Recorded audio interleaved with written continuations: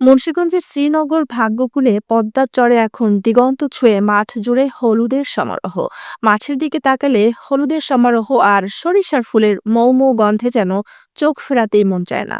দৃষ্টিনন্দন সরিষা ফুলে ছেয়ে গেছে পুরো মাঠের পর মাঠ। সরিষা গাছে হলুদ রঙের সরিষা ফুলে যেন বাতাসে দোল খাচ্ছে কৃষকের রঙিন স্বপ্ন।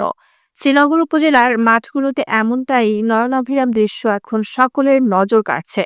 চলতি বছরে আবহাওয়া কৃষকের অনুকূলে থাকলে সরিষার বাম্পার ফলনের স্বপ্ন দেখছেন এলাকার সরিষা চাষিরা।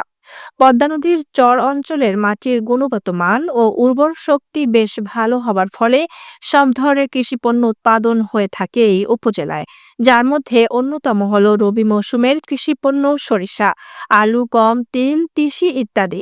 রবি মৌসুমে এই উপজেলার বারৈখালী, হাসারা, বীরতারা, ষোলখার, ভাগ্যকুল, বাঘড়া ইউনিয়ন সহ বিভিন্ন এলাকা ঘুরে দেখা গেছে হলুদ ফুলে ছেয়ে গেছে দিগন্ত জোড়া মাঠের পর মাঠ। প্রায় সবগুলো সরিষা ক্ষেত ফুলে ফুলে ভরে গেছে। গাছে ফুটতে শুরু করেছে সরিষা বীজ।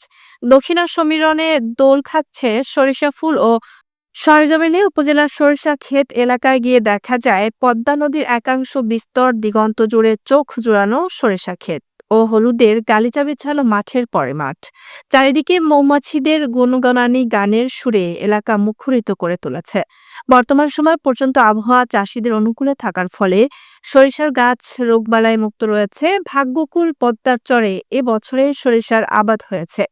এদিকে তেল জাতীয় ফসল চাষে কৃষকদের উদ্বুদ্ধ করতে চলতি মৌসুমে উপজেলার ভালো ফলনের লক্ষ্যে উপজেলা কৃষি সম্প্রসারণ অধিদপ্তরের পক্ষ থেকে সরিষা চাষিদের সব ধরনের পরামর্শ প্রদান করা হচ্ছে।